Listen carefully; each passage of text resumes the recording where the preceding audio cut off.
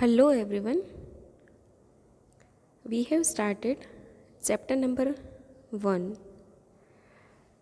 Previously we have completed all the basic concepts of electrical circuits like voltage, current, bound electrons, free electrons, resistor, the factors which affects on resistance, then work, power, energy.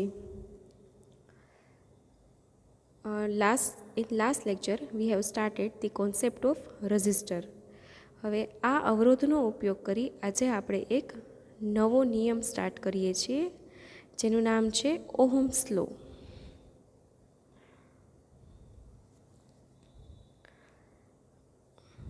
Ohm's law will establish the relationship between V and I. At a constant temperature, the ratio of voltage in electrical current flowing through a fixed linear resistance remains constant. એટલે કે જો વાહકનું તાપમાન અચળ રહે તો વાહકના બે છેડાઓ વચ્ચેનું વીજ દબાણ V અને તેમાંથી પસાર થતા વિદ્યુત પ્રવાહ Iનો ગુણોત્તર અચળ રહે છે. એટલે કે V/I is equal to constant. Okay, એટલે કે વી અને આઈની વેલ્યુ સમાન નથી રહેતી, બરાબર. પરંતુ સપોઝ વોલ્ટેજ 200 વોલ્ટ છે અને કરંટ 20 એમ્પિયર છે, તો તમે એ ટાઈમે રેશિયો લેશો તો 200/20 એટલે થશે 10. હવે એ જ રીતે વોલ્ટેજ જો 200માંથી 300 થશે તો કરંટ છે એ 20માંથી 30 થઈ જશે. મીન્સ હર ટાઈમ જે રેશિયો છે, જે ગુણોત્તર છે એ કોન્સ્ટન્ટ રહેશે, નહીં કે બંનેની વેલ્યુ. આ જે કોન્સ્ટન્ટ છે એ કોન્સ્ટન્ટને આપણે રેઝિસ્ટન્સ કેપિટલ R તરીકે ઓળખીએ છીએ. અહીં જો તમે આ બધા રીડિંગ્સ વચ્ચે ગ્રાફ પ્લોટ કરો, V અને I વચ્ચે ગ્રાફ પ્લોટ કરો, તો એ હંમેશા આપણને એક લિનિયર લાઇન મળે છે, એક સુરેખા મળે છે, સ્ટ્રેટ લાઇન મળે છે, રાઈટ.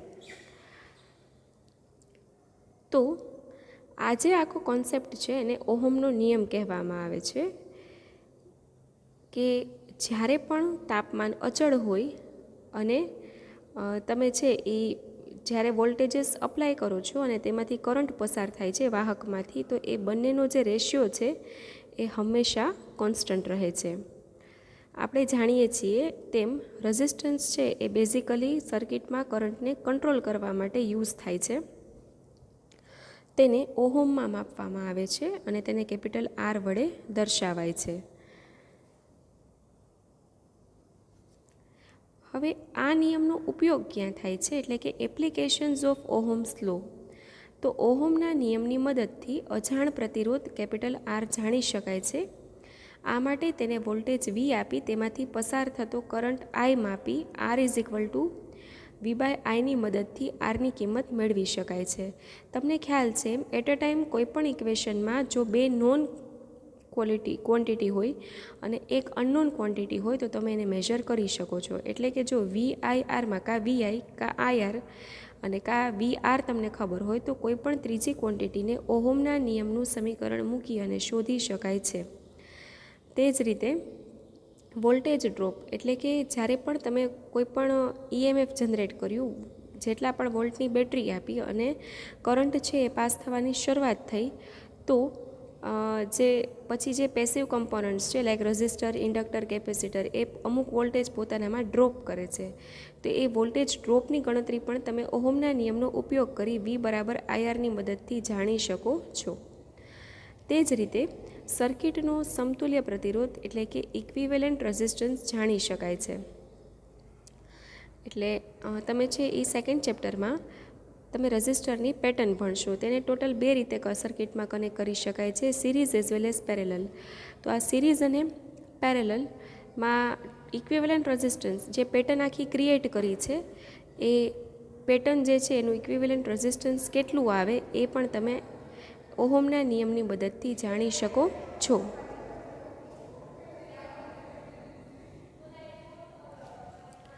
હવે લિમિટેશન્સ ઓફ ઓહમ્સ લો એટલે કે ઓહમના નિયમની મર્યાદા.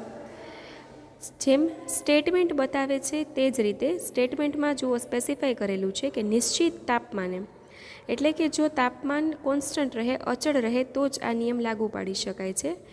તે જ રીતે વાહકના બે છેડાઓ વચ્ચે, એટલે કે આ નિયમ માત્ર વાહક પર જ લાગુ પાડી શકાય છે. અર્ધવાહક, સિલિકોન કાર્બાઇડ કે ઇન્સ્યુલેટર કોઈને આ નિયમ લાગુ પાડી શકાતો નથી. અને જ્યારે કોઈપણ સર્કિટમાં માત્ર રેઝિસ્ટર હોય, અવરોધ હોય તો જ આ નિયમ લાગુ પાડી શકાય છે. સર્કિટમાં ઇન્ડક્ટર કે કેપેસિટર એ પણ કમ્પોનન્ટ્સ છે જે તમે આ સબ્જેક્ટમાં આગળ ભણશો. તે હોય ત્યારે આ નિયમ લાગુ પાડી શકાતો નથી. જ્યારે કોઈ પણ સર્કિટમાં તમે માત્ર અવરોધ યુઝ કરો છો ત્યારે છે એ ડીસી સર્કિટ તરીકે ઓળખાય છે. પરંતુ જ્યારે તમે સર્કિટમાં અવરોધની સાથે ઇન્ડક્ટર કે કેપેસિટર પણ યુઝ કરો છો ત્યારે એ સર્કિટ ડીસીમાંથી એસી બની જાય છે. તો એ માત્ર ડીસી સર્કિટમાં જ તમે છે એ ઓહમનો નિયમ લાગુ પાડી શકો છો. એસી સર્કિટમાં નિયમ લાગુ પાડી શકાતો નથી. તો ઓહમના નિયમનું મેઇન ઇક્વેશન V = IR આપણે યાદ રાખવાનું છે. Now we going to start sums based on Ohm's law. First sum, calculate the resistance if 5 ampere of electrical current flows through a conductor having potential difference between 2 points is equal to 15 volt. એટલે કે અહીં આપણે given data જોઈએ તો electrical current આપણને આપ્યો છે, electrical current I = 5 ampere. Then voltage આપ્યા છે 15 વોલ્ટ. તો તમારે રેઝિસ્ટન્સ ફાઇન્ડ કરવાનો છે. As we all know Ohm's law V = I into R. Now by putting the value of V and I, R = V by I. Now by putting the value of V and I, you will get R = 3 ohm. Second sum, if the resistance of an electric iron is 48 ohm and electric current of 5 ampere is flowing through it, what will be the potential difference between two terminals of electric iron? તો electric current આપ્યો છે 5 ampere, દેન resistance છે 48 ohm. You have to find the potential difference V. Now by Ohm's law, V = I into R. So by putting the value of R and I, you will get 48 into 5. So that will be 240 volt. Next, third sum. If the resistance between two terminals of an electric heater is 15 ohm and voltage of 225 volt, what will be the electric current flowing through the circuit? So here, as per the given data, voltage is equal to 225 volt, resistance R is equal to 15 ohm, and you have to find out the current I. So by Ohm's law, I = V by R. By putting the value of V and R, 225 by 15, so that will be give you I = 15 ampere. So this is the Ohm's law. તમારે છે એ V = IR equation યાદ રાખવાનું છે.